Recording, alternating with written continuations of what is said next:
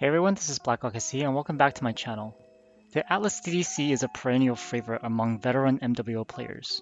Even though it's been several years since the glory days of the Brawl DDC, we still see this mech quite often on the battlefield. It's the same way for me too. As the second mech I've ever bought on my account after the awesome AQ, I've always had a soft spot for the DDC and I still took it out once in a while, knowing it wasn't going to do all that well. For most of the 4 years in between 2014 when the clans were first introduced and 2018 when the heat dissipation increases were introduced, IS Assault Brawling had been pretty dead. Even now with Brawling back in the solo queue meta, the DDC's traditional AC-20 3 SRM6 loadout isn't all that impressive. However, with the introduction of MRMs a couple of years ago, the DDC no longer has to brawl and can start to engage beyond SRM range, and I featured such a build in my MRM focus video a while back. However, I kept trying to further optimize this build. The issue with the heavy Gauss MRM loadout was still the fact that even though I had a mid-range option, it wasn't ideal and I was still encouraged to get up close to my targets for the HG to do its optimal damage. This isn't a problem for the tankier atlases like the D and the K, but the DDC does not have armor quirks, so its weapons start to get critted out sooner. Plus, the DDC is known for its ECM, and the ECM pretty much loses its effectiveness at close range, where anyone can see your 100-ton mech coming. So in my mind, we have to move the chassis' engagement range out a little further than the heavy Gauss optimal. Another issue with the heavy Gauss is that the MRMs are actually your primary weapon systems in the build. But if you shoot and twist and use the Atlas's famous shield arms, you need to wait for the HGs to finish its cooldown, which means you waste DPS of the MRMs. So what are our options? Replacing the HG with a regular Gauss rifle doesn't really buy us anything. The HG does about 15 damage at 400 meters, while its DPS is almost twice as high when it gets up close. The Ultra 20 and AC-20 are popular options, but it generates too much heat. MRMs are already kind of hot, and we don't have many heat sinks on this build. They also don't solve the range issue. UAC 5s and racks look like pretty good options on paper. You've got both range and DPS. However, what I found in practice was that the constant stream of bullets shift the enemy's attention towards you nearly immediately. And since the UACs and racks are FaceTime weapons, by staring at the enemy, the Atlas DDC falls apart quickly. Other good Daka mechs can either just out DPS target and kill them quickly, or have the agility to seek cover when they're being out-traded. The Atlas can do neither, so this option has some major drawbacks. If you're interested in trying it out though, you may have better luck with it. What can we use that doesn't draw too much attention, but does give us enough DPS, range, and sync cooldowns? I ended up looking at one of the least popular weapon systems in the game, the Light Gauss. I've crapped on the Light Gauss before on my channel, but in this chassis, it actually makes sense. When I show this build to other people, most of the time their first reaction will be of disbelief. But I'm telling you guys, don't knock it until you've tried it. The people who have seen this calls this the BlackRocketC special, because while I'm sure others run it, it's certainly not very common. But let me explain the build. The dual LGs are basically a fast-firing single Gauss. Together they actually have higher DPS than a single heavy Gauss at its optimal range.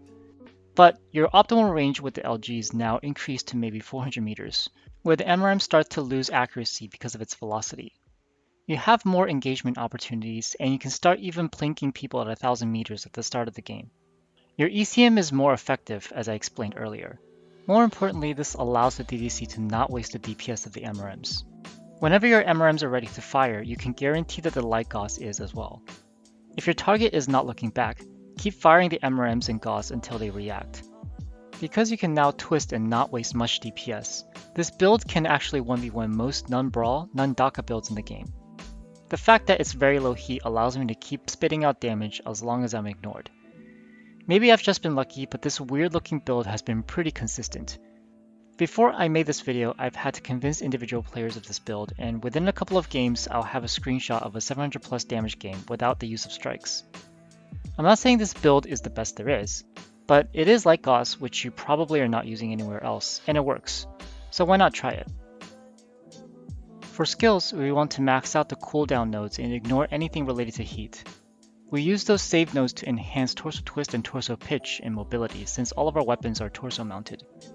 We're also maxing out survivability, and with all the ECM mechs, we want to make sure to get the 2 ECM nodes and sensors. Okay, let's get into a match. This is a match on Rubelite Oasis.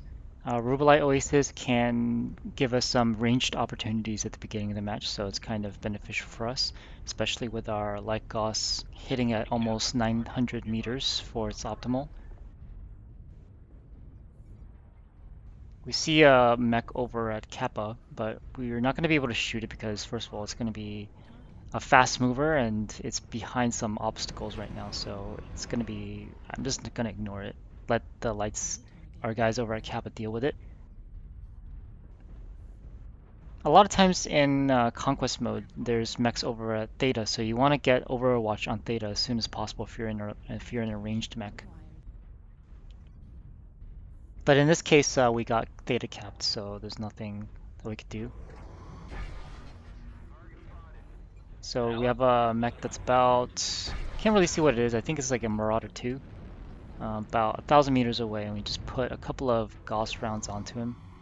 Okay, you see my ECM's getting countered right now, so I know something's near me. Let's see what it is. It could be this rifleman, but I'm not sure. Could be something underneath as well. But we're gonna have to engage this rifleman.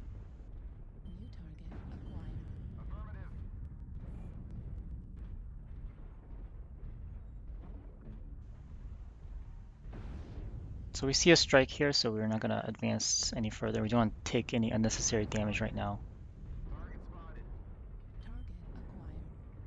And our team was there to support. Again, I'm not trying to stray too far away from the team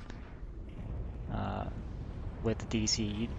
As I said, you can like 1v1 a lot of mechs in this game, but if you come up to a dangerous situation, you still need your team support. So, if you come across like a Madcat Mark IIB or something, you're gonna need help. So, yeah, don't stray too far away.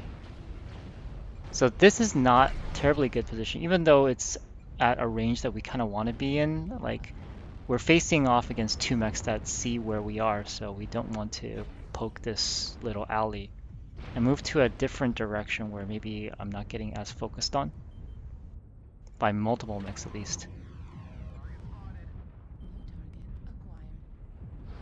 So look at our positioning. We're still like kind of in the middle of our team. We still have mechs to the left and right of us. And we're fairly certain that they're not going to push onto their left, which is our right. So we can then isolate mechs like this Marauder here. He's a laser vomit mech, which we can 1v1. It's not a big problem for us. We can definitely out-trade it. You can see like what I'm doing is shooting the Gauss once and shooting MRM once and then twisting because I'm anticipating his damage.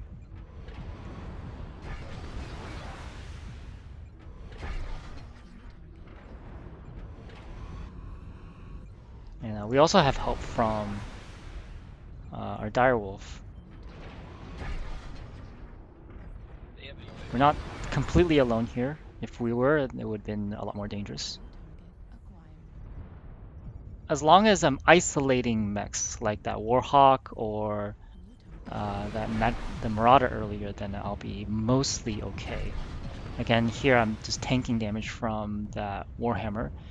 It's not like a Daka mech, he's not that scary, so we can still do well.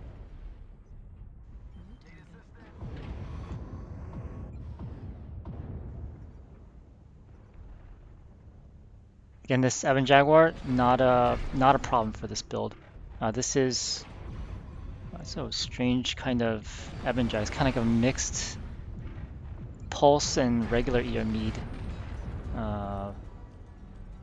Sort of a laser vomit-ish build.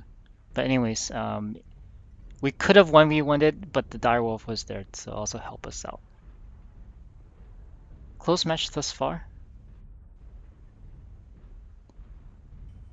Our buddy, the direwolf, is almost dead, so have to maybe be careful.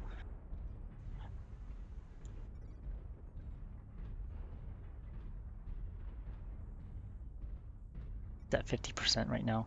So we see this Night Star. We also got shot in the back by something. The fleet can be pretty dangerous if it decides to go after your back, but at this moment, no. So again, try to remain close to your team for support against lights and things like that. As you can see, the nice start, I'm just shooting, twisting, making sure that my MRM DPS is not being wasted. You also see that in this, even on a hot map like this, I'm not like heating up at all. The heat is very good on this build. Okay, it's 11 to 8, and so we just need to cap. Our direwolf died.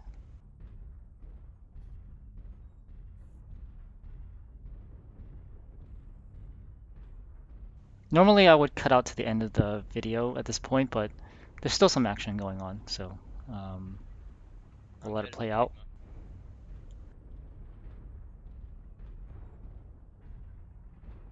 So we do have a number of cap lead. We should not lose this unless something miraculous happens to the enemy team. So I'm telling the other folks to just go and try to find the guy. I'll stay in the middle because I'm slow. And if he tries to come into the middle, then I have enough health, hopefully, to kill him.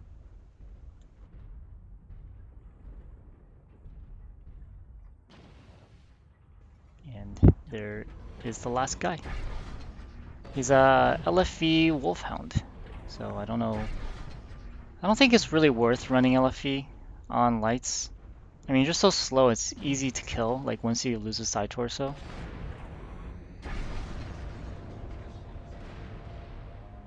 Well, there we go. And that is match. Okay guys, I hope you found this build to be interesting and do give it a try. I've actually started putting it on other IS ECM assaults, like the Cyclops CP11P, and I've had similar results in that chassis too. Let me know what you guys think and subscribe for more videos like this. I'll see you next time.